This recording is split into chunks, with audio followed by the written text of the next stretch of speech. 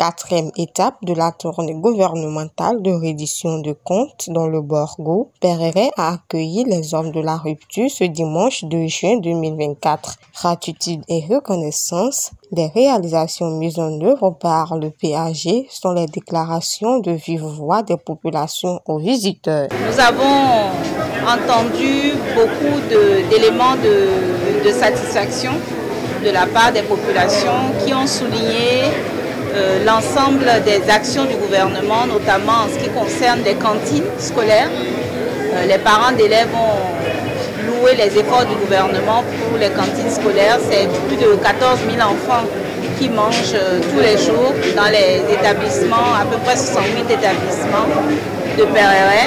Et les parents ont souhaité que cette mesure soit étendue, généralisée à toutes les écoles de Perere. Ce à quoi nous les avons rassurés que c'était dans le plan initial du gouvernement que les cantines scolaires soient généralisées. Ensuite, les populations ont témoigné du fait que la couverture en réseau GSM s'est améliorée dans la commune. Aujourd'hui, nous avons près de 68 localités qui ont été couvertes de nouveau, en plus de ce qui était là déjà. Et les populations ont exprimé donc de la satisfaction et ont souhaité que ces efforts continuent. Nous avons eu les doléances concernant certaines autres localités à couvrir que nous allons traiter bien entendu avec le concours des opérateurs GSM. L'autre chose, c'est que toujours sur le volet social, nous avons parlé des microcrédits aux femmes.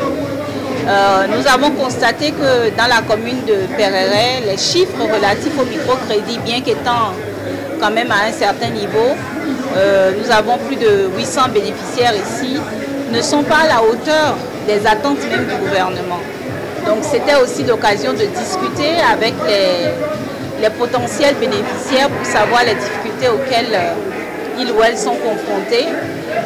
Et le préfet du Borgo a décidé donc de prendre les mesures avec les directeurs départementaux pour que les problèmes soient résorbés. Cependant, outre ces avancées, les préoccupations majeures taraudent l'esprit des populations, lesquelles seront sans doute transmises à qui de droit.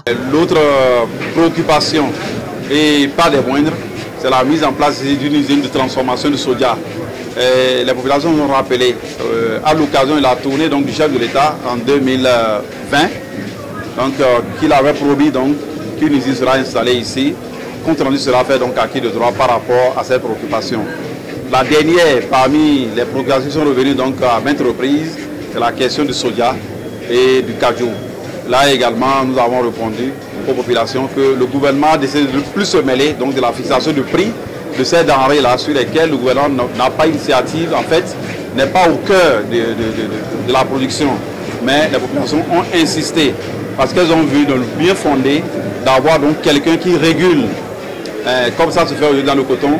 La réflexion donc va être poussée au niveau donc, du ministère du Commerce, du ministère de l'Agriculture.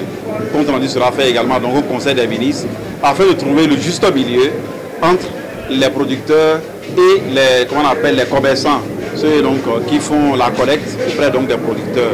Parce que les producteurs estiment aujourd'hui qu'ils sont en réalité lésés par rapport aux prix qui sont pratiqués. Ils vendent leurs produits au cas du prix parfois parce qu'ils sont dans le besoin. Mais si les prix étaient fixés à l'avance, comme ça se faisait il y a de cela 3 ans, au moins on sait à l'avance à quel prix le produit sera cédé. Ce n'est pas le cas aujourd'hui parce que le gouvernement a décidé donc de laisser libre cours à la loi de l'offre et de la demande, qui malheureusement est biaisée dans sa mise en œuvre. Voilà donc en somme les préoccupations les plus importantes qui sont revenus donc à travers les interventions donc, des populations que nous avons écoutées ce matin. Ajouté à ces problèmes, le bitumage des voies, dont la plus importante est celle-ci. La voie distante d'à peu près 110 km qui quitte le stade de Parakou, passant par Bégourou, Guinabourou, qui traverse Perere et atterrit à Niki. Cette route permet de desservir 4 communes, à savoir la commune de Parakou, la commune de Dali, la commune de Perere et la commune de Niki. Je crois que le souhait de la population de Perere, c'est vrai, nous avons le chef de l'État a 77 enfants. Il y a d'autres enfants qui ont eu quelques ébauches de solutions à leurs problèmes. Mais à Pereret, l'enfant de Pereret semble être oublié. Aujourd'hui, nous avons constaté, avec les différentes solutions, les différentes réponses que les personnes ont apportées, cette route qui tient à cœur les enfants de Pereret est un projet de construction.